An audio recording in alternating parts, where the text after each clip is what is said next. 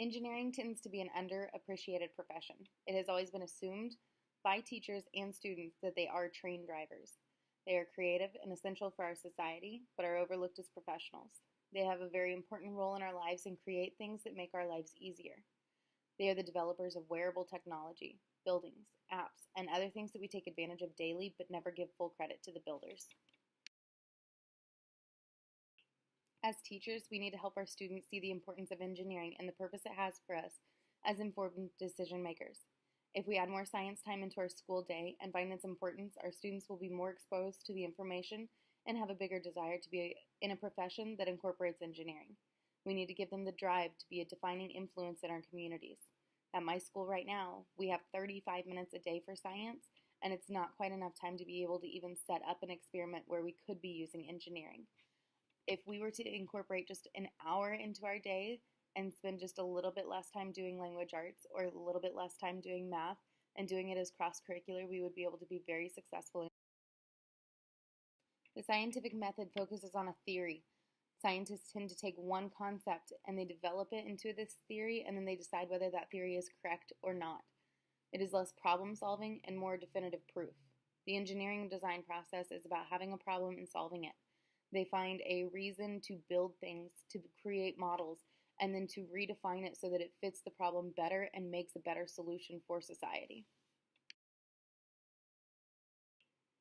I've signed up for STEMfinity.com because of its abundant amount of resources. It does have materials that teachers can purchase on there, and even though it's expensive, it at least gives teachers an idea and a direction to go with having engineering in their classroom. Teachers can sign up for grants and they can get their questions answered about STEM.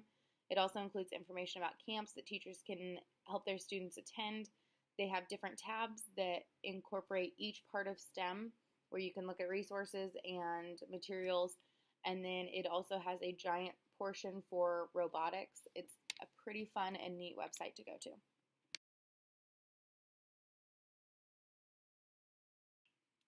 The first activity that I did was called Straw Kits. It uses straws, note cards, and tape.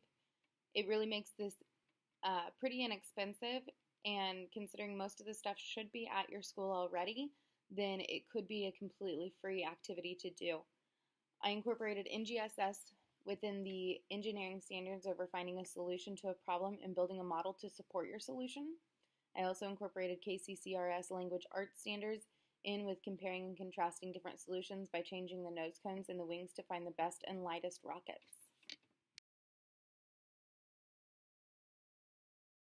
Go. The second activity that I did is called Paper Airplanes. My kids made 3 different types of planes and then got to test how well they did. Our last math unit deals with measurement and data. I will have my kids remake their planes and then measure how far their plane went in meters, inches, feet, or centimeters, and then we will use our data to make a line plot.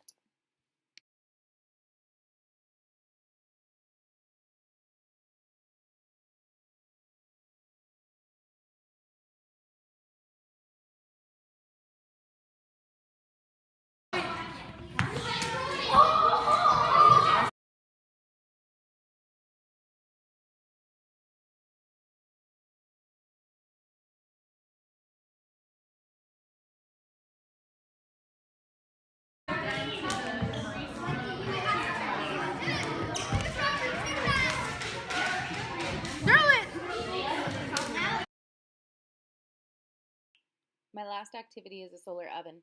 If pizza boxes can be donated from a pizza place, then it would only cost to get aluminum foil for each oven.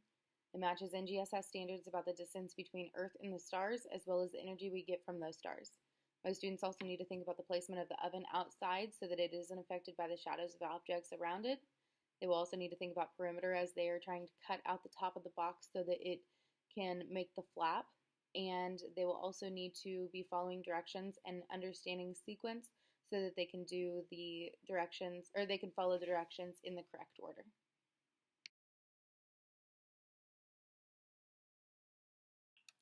To create my solar oven, I cut a section out of a pizza box, and then I just lined the whole thing with foil, and then I did cut a piece off of the lid so that I could prop it up inside so that the lid wouldn't shut as my solar oven was sitting outside cooking whatever I had inside of it.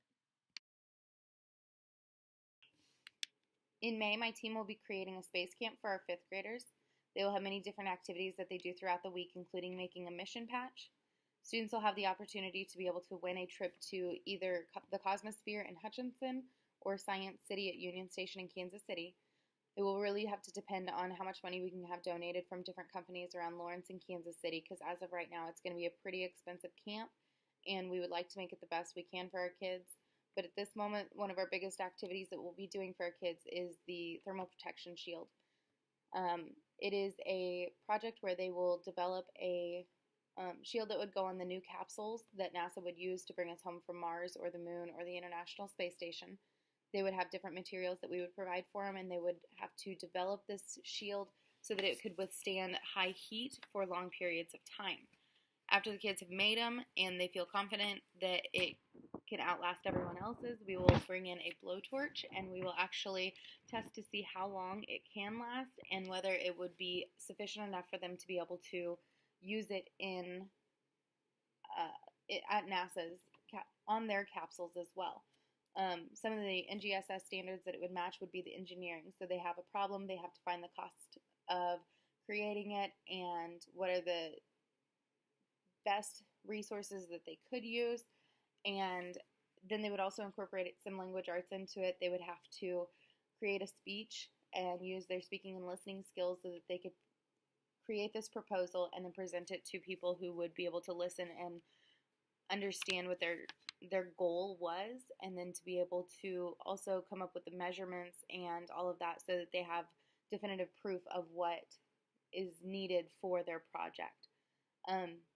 We're really excited about this. Our school is low income, and so for some of our students, this is an experience that they won't ever be able to have again, and we're hoping that we can get quite a few different donators throughout Lawrence and Kansas City to be able to really fund this thing and really make it awesome for these students.